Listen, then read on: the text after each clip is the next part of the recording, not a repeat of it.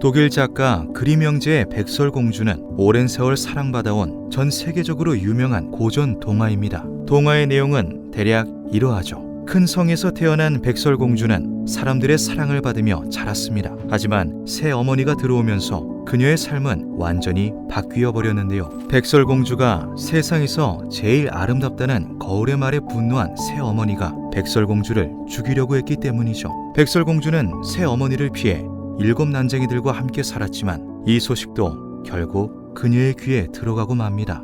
계략에 넘어가 독사가를 먹은 백설공주는 깊은 잠에 빠졌지만 백마탄 왕자의 입맞춤으로 다시 일어났고 그와 결혼하여 행복하게 살았다는 내용의 동화이죠. 그런데 놀랍게도 백설공주의 실존 인물로 추정되는 여성의 묘비가 발견되어 화제가 된 적이 있습니다. 그녀의 이름은 마리아 소피아 폰 에르탈로 18세기에 살았던 독일 귀족인데요. 1804년 마리아가 안치되었던 교회가 철거되면서 같이 소실된 묘비가 2019년 독일 밤베르크의 한 가정집에서 발견된 것이죠. 묘비의 역사적 가치를 전해들은 가족은 묘비를 박물관에 기증하였습니다. 이 묘비는 역사적으로 굉장히 희귀하다. 귀족이었다고 하더라도 18세기에 살았던 한 여성이 자신만의 묘비를 갖게 된 점에는 주목할 필요가 있다. 밤베르크 교구 박물관의 관장인 홀거 캠켄스는 묘비의 희소성을 강조하였는데요. 그것은 묘비의 주인이 남들과는 사뭇 다른 인생을 살아왔음을 보여주는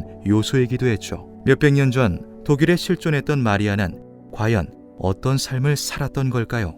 1725년 6월 15일 독일의 로어 암 마인 마을 크리스토프 폰 에르탈과 에바 폰 베텐도르프 사이에서 마리아가 태어납니다. 동화와 다르게 그녀는 공주의 신분이 아니었는데요. 아버지인 크리스토프가 왕이 아니었기 때문이죠. 이에 대해 로어 지역의 역사가 칼 하인즈는 이렇게 말했습니다. 크리스토프 폰 에르탈은 마인츠 대주교의 대사로서 유럽의 여러 왕들과 함께 일했다. 왕족과 어깨를 나란히 하는 것은 마을 사람들이 보기에 왕족과 다름없는 것처럼 보였을 것이다. 또한 로어 외곽의 스페사르트 숲에는 비버라고 불렸던 작은 광산 마을이 존재했는데요. 크리스토프의 소유였던 구리 광산 주위로 광부들이 오두막집을 짓고 마을을 형성한 것이었죠. 광산은 굉장히 협소했기 때문에 성인이 들어가서 작업하기에는 무리가 있었습니다. 하지만 비버 마을의 광부들은 어린 시절부터 광산 일을 시작하여 열악한 노동 조건에 익숙하였다고 하는데요.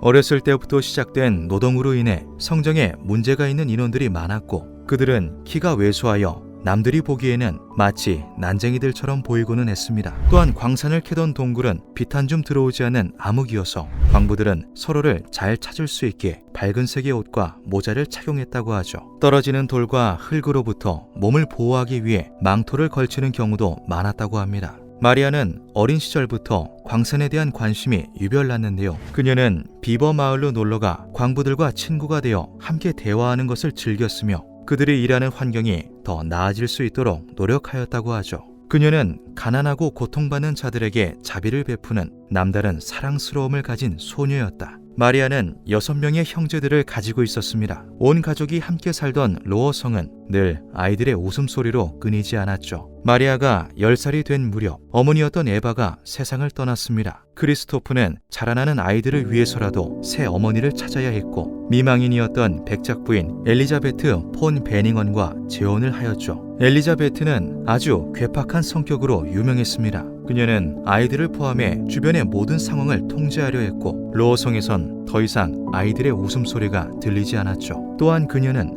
아름다움에 관한 욕망이 강해서 모든 사람들이 자신의 미모를 우러러보기를 바랐습니다. 하지만 엘리자베트의 바람과는 다르게 사람들은 마리아가 마을에서 가장 아름답다고 입을 모아 말했는데요. 이에 엘리자베트는 마리아에게 심한 질투를 느끼게 되죠. 엘리자베트는 크리스토프의 7 아이들을 전부 싫어했지만 그 중에서도 마리아를 특히 더 미워했습니다. 이러한 사실을 알고 있던 크리스토프는 자신이 소유한 거울 공장에서 거울을 하나 특별 제작하여 엘리자베트에게 선물하였는데요. 1.6m 높이의 커다란 거울은 정교한 장식으로 치장되어 있었고 나르시즘을 의미하는 아모르 프로프레이라는 문구가 새겨져 있었죠. 또한 크리스토프는 거울 뒤에 특수한 장치를 하나 설치했다고 하는데요. 장치를 작동시키면 깊은 남성의 목소리로 거울을 바라보는 이의 미모에 대해 칭찬하는 말이 흘러나왔다고 하죠. 이것이 정확히 어떠한 기계 장치이고 무슨 원리로 작동했는지에 대해서는 따로 기록된 내용이 없다고 합니다. 이 거울은 현재 스페사르트 박물관으로 명칭이 바뀐 로어 성 안에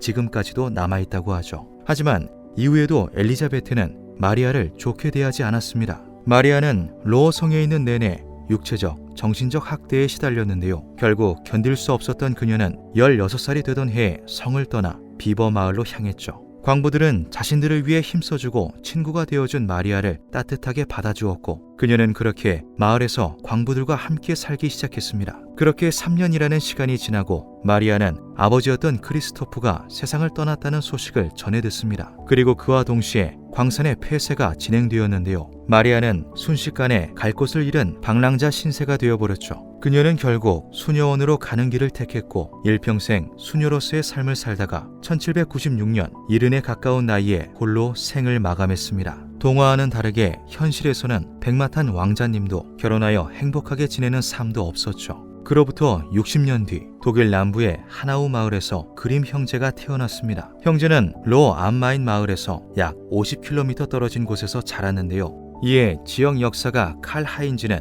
그림 형제가 마리아의 실화를 바탕으로 백설공주 이야기를 써낸 것이라고 말하였죠. 그림 형제가 쓴 백설공주 이야기는 우리 지역에 대한 일종의 다큐멘터리였다. 마리아의 기구한 삶은 그림 형제에 의해 행복한 동화로 재구성되었다. 그림 형제의 백설공주와 18세기의 마리아, 그들의 이야기는 상당히 닮아 있습니다. 백설공주는 정말 실화를 토대로 만들어진 동화였던 걸까요?